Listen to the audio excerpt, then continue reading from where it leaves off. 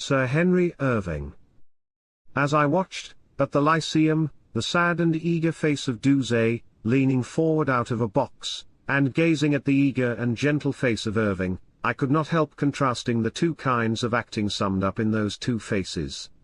The play was Olivia, W. G. Will's poor and stagey version of The Vicar of Wakefield, in which, however, not even the lean intelligence of a modern playwright could quite banish the homely and gracious and tender charm of Goldsmith. As Dr. Primrose, Irving was almost at his best, that is to say, not at his greatest, but at his most equable level of good acting. All his distinction was there, his nobility, his restraint, his fine convention. For Irving represents the old school of acting, just as Duse represents the new school. To Duse, acting is a thing almost wholly apart from action. She thinks on the stage, scarcely moves there. When she feels emotion, it is her chief care not to express it with emphasis, but to press it down into her soul, until only the pained reflection of it glimmers out of her eyes and trembles in the hollows of her cheeks.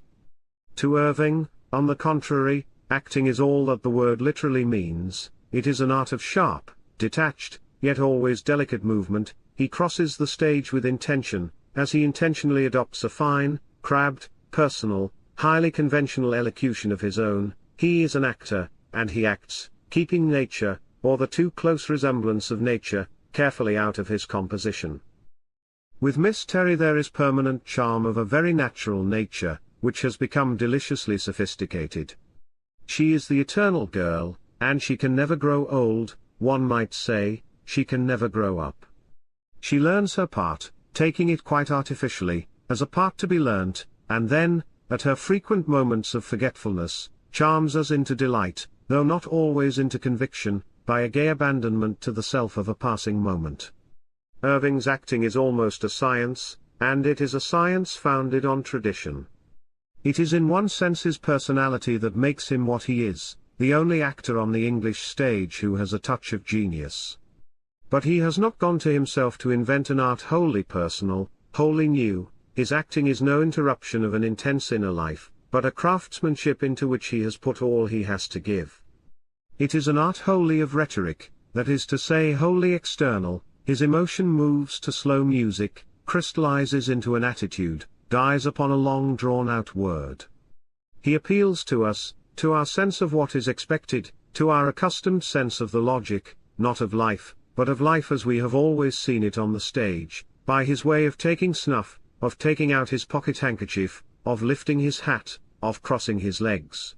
He has observed life in order to make his own version of life, using the stage as his medium, and accepting the traditional aids and limitations of the stage.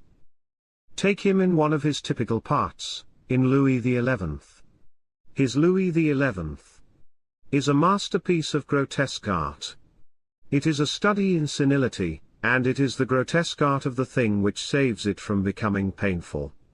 This shriveled carcass, from which age, disease, and fear have picked all the flesh, leaving the bare framework of bone and the drawn and cracked covering of yellow skin, would be unendurable in its irreverent copy of age if it were not so obviously a picture, with no more malice than there is in the delicate lines and fine colours of a picture.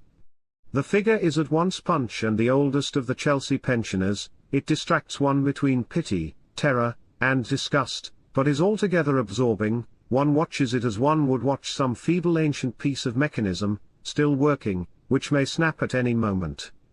In such a personation, make-up becomes a serious part of art.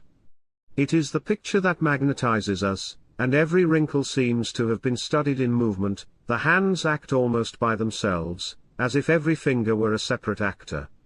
The passion of fear, the instinct of craft, the malady of suspicion, in a frail old man who has power over everyone but himself, that is what Sir Henry Irving represents, in a performance which is half precise physiology, half palpable artifice, but altogether a unique thing in art.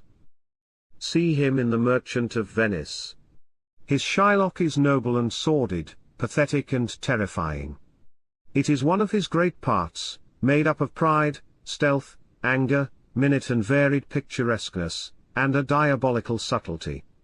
Whether he paws at his cloak, or clutches upon the handle of his stick, or splutters hatred, or cringes before his prey, or shakes with lean and wrinkled laughter, he is always the great part and the great actor.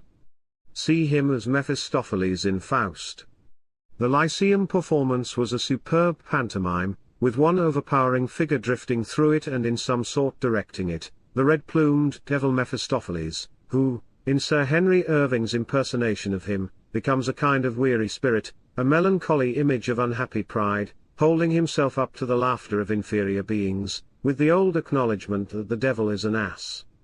A head like the head of Dante, shown up by colored lights, and against chromolithographic backgrounds, while all the diabolic intelligence is set to work on the cheap triumph of wheedling a widow and screwing Rhenish and Tokay with a gimlet out of an end table, it is partly Goethe's fault, and partly the fault of Will's, and partly the lowering trick of the stage. Mephistopheles is not really among Irving's great parts, but it is among his picturesque parts. With his restless strut, a blithe and aged tripping of the feet to some not quite human measure, he is like some spectral marionette, playing a game only partly his own. In such a part no mannerism can seem unnatural, and the image with its solemn mask lives in a kind of galvanic life of its own, seductively, with some mocking suggestion of his cousin the snake. Here and there some of the old power may be lacking, but whatever was once subtle and insinuating remains. Shakespeare at the Lyceum is always a magnificent spectacle, and Coriolanus, the last Shakespearean revival there, was a magnificent spectacle. It is a play made up principally of one character and a crowd, the crowd being a sort of moving background, treated in Shakespeare's large and scornful way. A stage crowd at the Lyceum always gives one a sense of exciting movement, and this Roman rabble did all that was needed to show off the almost solitary splendor of Coriolanus. He is the proudest man in Shakespeare, and Sir Henry Irving is at his best when he embodies pride. His conception of the part was masterly, it had imagination, nobility, quietude. With opportunity for ranting in every second speech, he never ranted, but played what might well have been a roaring part with a kind of gentleness. With every opportunity for extravagant gesture, he stood, as the play seemed to foam about him, like a rock against which the foam beats. Made up as a kind of Roman Moltke, the lean, thoughtful soldier, he spoke throughout with a slow, contemptuous enunciation, as of one only just not too lofty to sneer. Restrained in scorn, he kept throughout an attitude of disdainful pride, the face, the eyes, set, while only his mouth twitched, seeming to chew his words, with the disgust of one swallowing a painful morsel. Where other actors would have raved, he spoke with bitter humor, a humor that seemed to hurt the speaker, the concise, active humor of the soldier, putting his words rapidly into deeds. And his pride was an intellectual pride, the weakness of a character, but the angry dignity of a temperament. I have never seen Irving so restrained, so much an artist, so faithfully interpretative of a masterpiece. Something of energy, no doubt, was lacking, but everything was there, except the emphasis which I most often wish away in acting.